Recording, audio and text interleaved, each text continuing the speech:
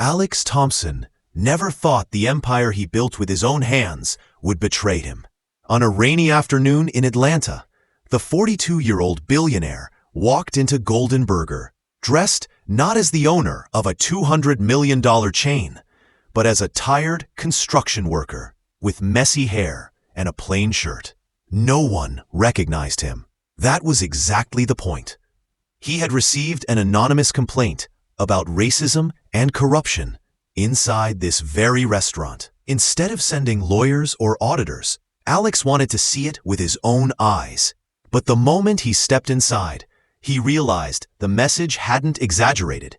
It had barely scratched the surface. At the entrance, manager Kevin Herrera leaned toward the hostess and whispered, loud enough for Alex to hear, "Look at his face.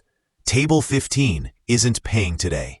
The hostess, Melissa, gave Alex the fake smile reserved for problematic customers. She didn't ask him if he had a preference.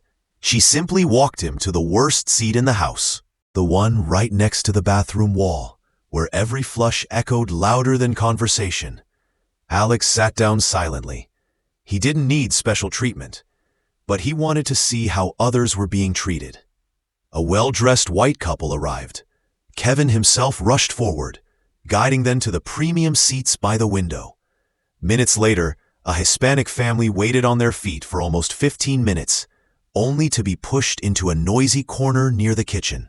Alex had seen enough to know the complaint was real. But then, something happened that made his blood run cold.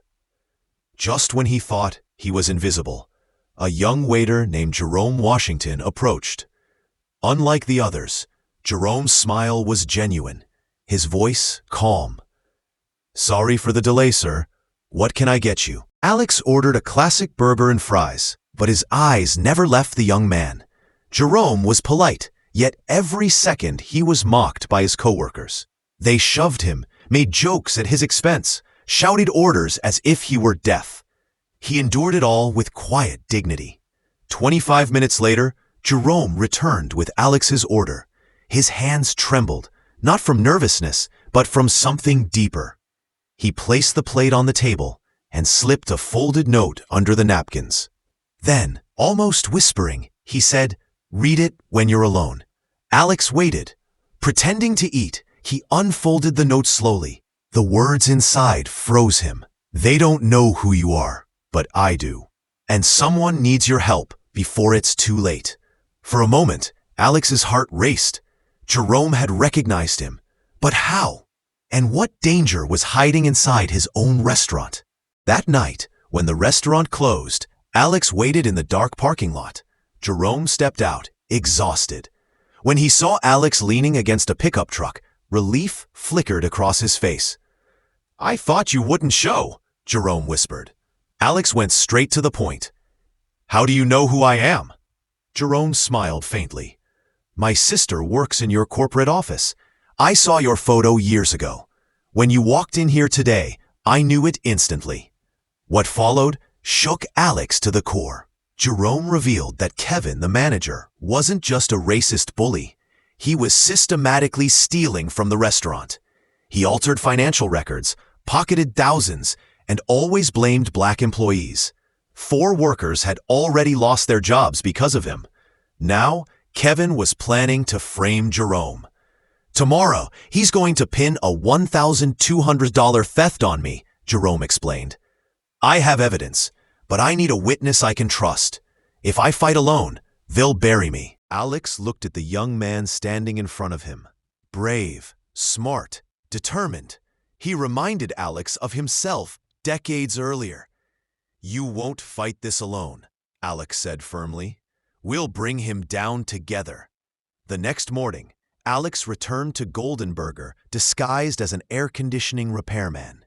With a toolbox in hand, he slipped in unnoticed. Jerome had already planted a hidden micro camera in the office, ready to capture Kevin's theft. At 2 p.m., Jerome's sister, Kesha Washington, a finance specialist at corporate headquarters, walked in for a routine audit. Kevin thought she was just another number cruncher. He had no idea she was part of the plan. Kevin grew nervous. He ordered Jerome to count the cash in the safe. Jerome counted carefully. 15,342. But Kevin wrote down a lower number. 13,142.